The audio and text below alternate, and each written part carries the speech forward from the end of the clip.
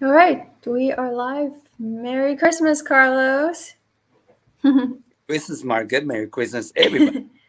Merry Christmas. I hope everybody's had a really nice Christmas with their family, those who are celebrating. I think in parts of Europe, it's Boxing Day, or in England and Canada, they're celebrating Boxing Day today. So it's another holiday for some people.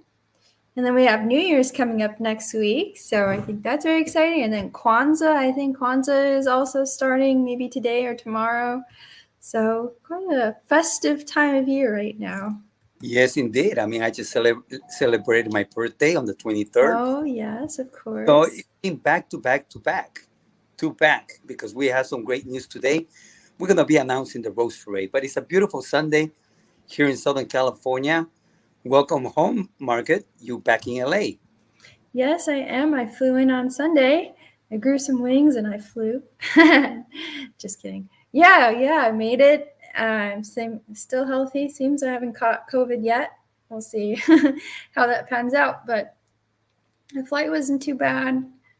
People were wearing their masks, and nobody tried to beat up a flight attendant on my plane. So I consider that a plus. And Today, I'm reading these stories of people going crazy inside the planes, fighting each other. I just read one of a woman that approached a man that he was eating, by the way. He had his mask down because he was eating, mhm. and she went and started yelling at him with no mask. The woman took off her mask so the guy can hear him loud and clear, hear her loud and clear. No mask on, and she's complaining that he didn't have a mask on, I know.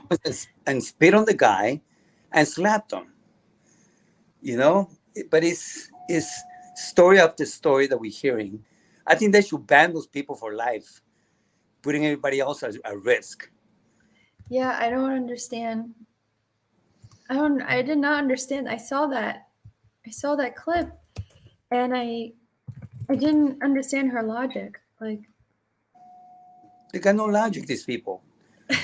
Public. you're not wearing your mask, and you're yelling at somebody to wear their mask, and then you slap him. Like Well, you know the rules already, and if you don't like it, don't fly. Take a train, drive, yeah, yeah, hire a private plane if you need to. But yeah. if you Well, that everybody has to abide by, it's just as simple as that. yeah. Well, in Delta, they're pretty strict. If somebody doesn't have their mask on, they walk over and they're like, "Put your mask on. Put your mask on." And that seems to be all it takes. Like a very stern voice. You don't need another passenger going around punching people, or slapping them, or yelling at each other. It's crazy. I don't know. People have right now seem to be very on edge over the pandemic, and I think they're taking it Talk, out on talk, each other. talk about being on the edge. Donald Trump mentioned that he had taken a booster vaccine, and all his followers, fell apart. He's like, "What do you mean? I thought you were anti-vaxxer." No, he's not. He uses people. That guy is Yeah. protected. He's got resources that you cannot imagine. He's being taken care of while his followers put their lives on the line. Yep. It's Follow. a very, very sad thing. I see a lot of the anti-vax stuff on Twitter. It's really intense, and there's a lot of misinformation, basically lies being spread, videos that are doctored to make it seem like there's something more going on. Like one of the things that's been trending is this like fake stuff about sports players dropping dead. And like some people have made these compilations of sports players dropping dead, and they're like, oh, this has been happening over the pandemic, trying to say that it's the vaccines. And a friend of mine sent it to me, and I told him, I said, well, why don't you compare that list with something from a list of deaths of sports players from 2019? And then, if it seems like it's more, then maybe there's something there. But I have a feeling that it's pretty comparable. My dog. Sophie, shush. Anyway, Yeah, beautiful. but like sports players, they suffer cardiac arrest on the field. That happens. It happens. So Yeah, I mean, yeah. it's like we cannot attribute everything to the vaccine. Yeah, And there was a excuse me. Yeah, there was. Go ahead. Go ahead. no, there's so many factors involving in people's deaths. And but look, the pandemic is real. Over a million people, millions of people have been uh, infected by it. Countless have died. We will never know the number, the precise number. But you know, is you gotta use common sense. Everything's about common sense. Common sense, people. Simple. Common sense. Yep. So, anyways, talking about common sense, we are making a big announcement today about our intentions to be over at the Rose Parade, and we are going to be using guidelines given by CDC on public gatherings, outside gatherings, which means that people wear masks. So we're going to be at the Rose Parade. We're going to be marching behind the Rose Parade, Margaret, and you're going to be joining us. You came to Atlanta from Atlanta and be marching with us. How awesome! Yeah, I'm going to be there. I will be there at the People's Rose Parade March on January 1st in Pasadena, California. And I think it's going to be a lot of fun. I'll see. Hopefully, it won't be too cold. It will be But cold I'm morning, looking 6 o'clock, forward to it. but once we start marching, it gets pretty warm. So, we'll have a little space so you can put your jacket. So let me explain a little bit of this. We are not part of the official parade. We traditionally march right behind the last float. And this year's theme being that the main issue that is affecting the world is climate change. We are doing a climate action uh, event at the Rose Parade, which to highlight the importance to be able to bring climate action now. And our theme is, of course, the world. What is The it? world cannot wait.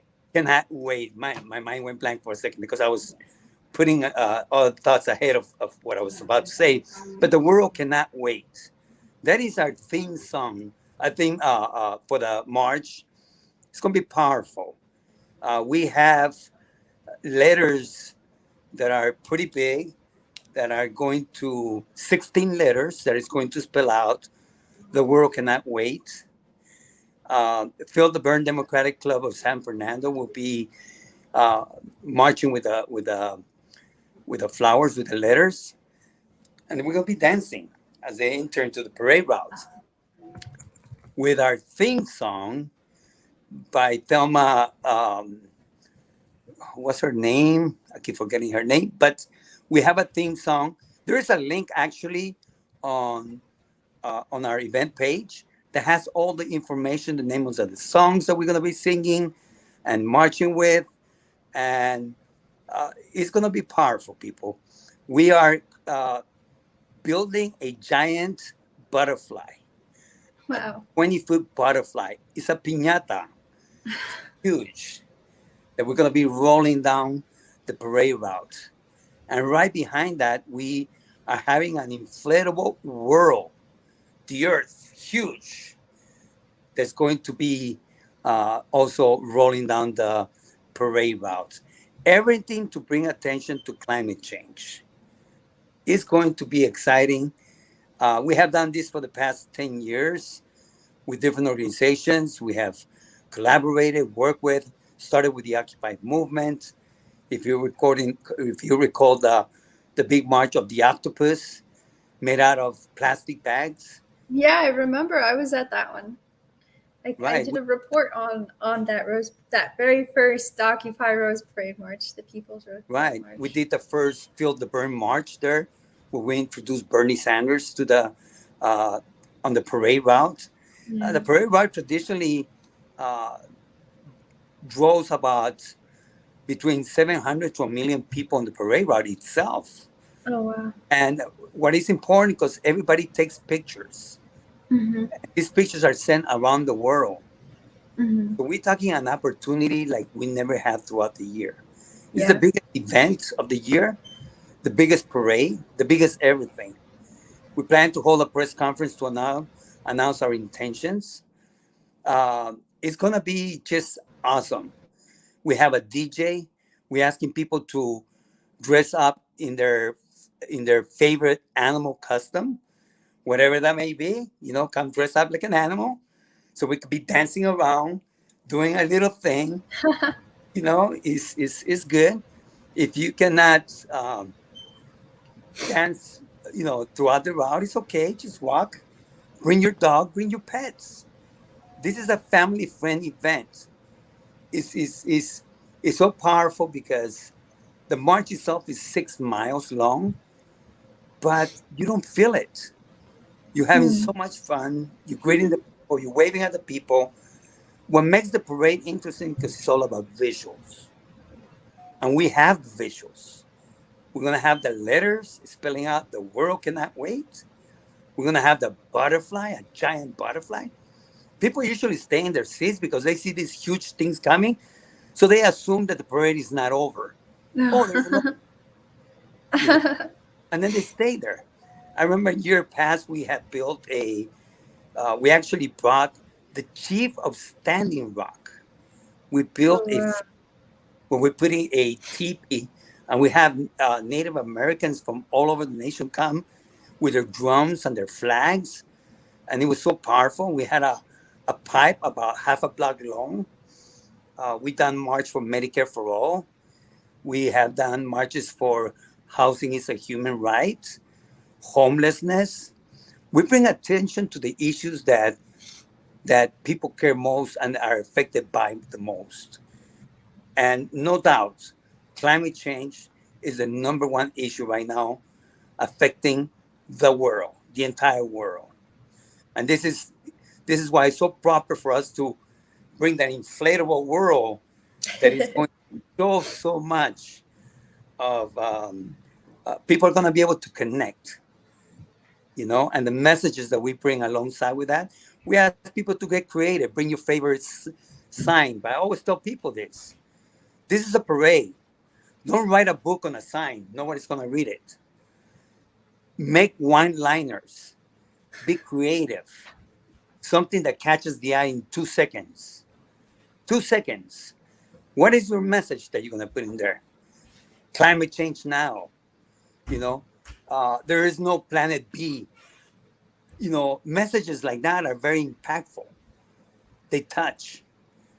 Draw a flower and say, flowers, you know, what is it? Flowers are beautiful. You know, climate change kills flowers. Something, I don't know. Uh, Yeah, yeah. but get creative. You get the idea. Yeah, absolutely. Yeah, it's going to be great. I think it's fantastic. I mean, it's so important. This is like the most important issue right now, and it covers everything and it affects everything, the climate crisis. And I mean, this winter has just been really, really bizarre. It's in the 70s, 80s in the Midwest right now. Usually it's very, very cold there. It snowed in the Northwest here, and like not here, but you know, like up in Washington, they got a lot of snow. It's really cold up there right now. And it's a little bit cooler in California. It's like in the 70s right now in Atlanta. I mean, the weather is completely upside down. Right. And that's of course that's because of climate change. You know, climate change, it's it the climate is like an average of the weather. So if we know like on average that the weather is changing, that's the climate. So the climate is changing. My dogs are like very rude today. But you know, so of course like the weather is going to be different. It's going to start changing. The probability of the extremes is now much greater because basically like you could imagine before climate change started happening, Sophie, before climate change started happening, you know, you had this window, right? This was like the normal range of our weather, let's say. but because of climate change, that is now expanded out. So now it's much more likely to have these very extreme weather events happening, and that's what we're seeing. But it's more than that. It's like people call it like climate weirding, because it's like weirding the weather as well. We're seeing these very strange shifts, like the jet streams are getting wobblier, and that's all changing the Right. way the weather is locally. It's not maintaining the traditional climate, and that has an effect on the way our food is grown, or water, how it rains in a particular area. An area that was traditionally reliable for growing food in a certain way may not be reliable anymore because the climate is changing there. So that's what we're seeing. Like the weather in the Midwest is so warm right now. I keep wondering, how is that going to affect food production for the next year, because so much food is grown in the Midwest. There's a lot of farmland there. And what is going to happen to all that farmland because the weather is so strange? What I remember talking to a farmer in Atlanta, the farm was outside of the city, but I was asking him about fruit production in Georgia, because this was like 5 years ago when I first moved there. Because I noticed that there wasn't a lot of fruit at the farmers market like there is in California. Like you go to LA, to the farmers market in LA, you get all sorts of fruit. Like we have everything. In Georgia, it's not like that. So I asked them about it, and he said, well, it's actually, it's the weather is not that good for growing fruit. It's a little bit challenging. And in the winter, it doesn't always get cold enough sometimes for certain fruits like blueberries, I guess, and apples. Like you have to have a cold winter for some types of fruit to be able to really flourish. And so if if it's not warm enough in the winter, that may affect the ability to have an optimal production of food. And that then is going to reverberate across the entire food chain.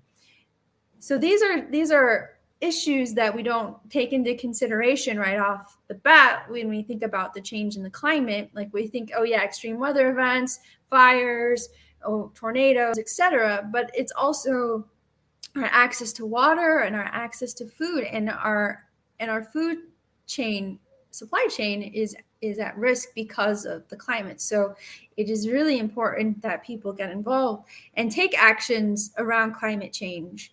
And so this particular parade theme this year is really great in that sense, because it's drawing attention to it and reminding people on the first day of the new year that not to forget that the most important issue right now to deal with is the climate crisis. So I think it's fantastic, Carlos. Right? The world cannot wait. It cannot wait.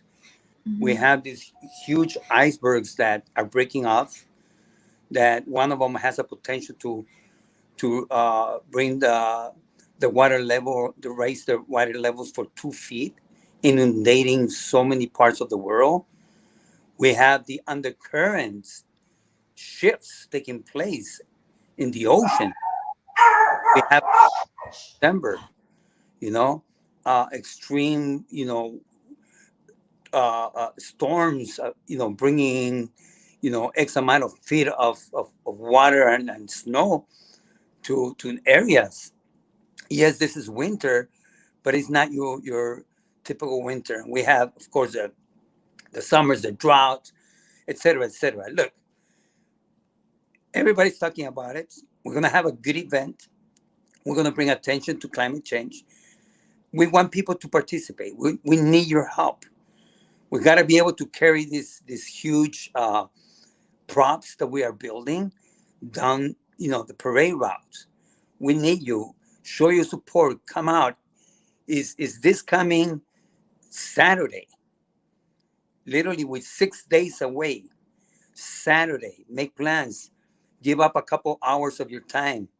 Be there early. It's a little bit more than 2 hours, but come early. Meet people. It's going to be a beautiful day. You get to exercise. You get to walk. You get to stand for something that is affecting the world, that needs attention. And we have an opportunity to show that we are focused in the issues that impact the people the most. Climate change is real. People want to deny it, when they want whatever. It doesn't matter. It's affecting people now in so many different ways. We welcome you. Come in a group. Bring your family. You know, this is the time to do it, folks. This is the time to do it. We're gonna keep this parade as simple as possible. I do work with city officials, so they know we're gonna be there. We're gonna be assembling at Singer Park, which is located in West California Boulevard and South St. John Avenue. Right in the corner is 1 block away from Garden Grove Boulevard, where is the beginning of the parade route. Really easy to get to. Get out the 710 freeway south is the last stop, literally the last stop. You can get out right there and you're there, right at the park. So we hope that you could join us. We need your help. We need volunteers. We're posting a volunteer sign up list where you could sign up and be part of that. And I guarantee you, it will be a very memorable time that you will have. Bring some good walking shoes, bring a bottle of water, and have fun. You like to dance? This is your opportunity.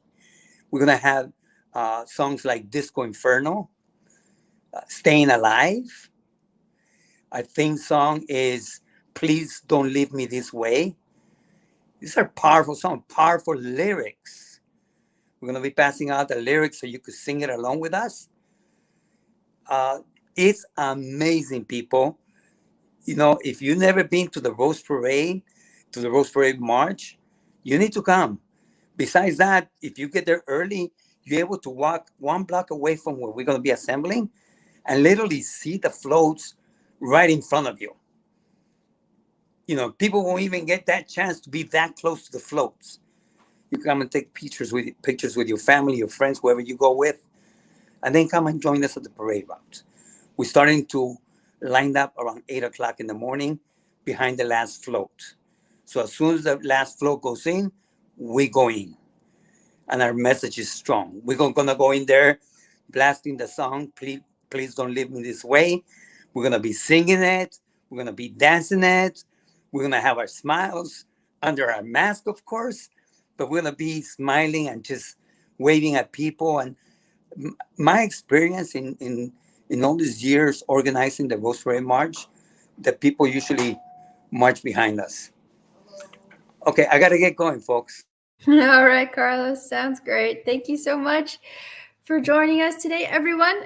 Carlos had to run off rather roughly, but we will be back next week, and we are here every Sunday morning. We broadcast on both Facebook and YouTube, so please check us out, and be sure to follow us on our YouTube channel, which is at Inside Out News. I'll post it up here. So that's on youtube.com/Inside Out News. Let me put that up. And make sure that you show up next week at the Rose Parade if you're in Los Angeles, because it's going to be a really fun event, and it's really important that we draw attention to the climate crisis. So thank you, everyone, for being with us here. Have a really, really amazing weekend with your family, and I hope you have a wonderful holiday.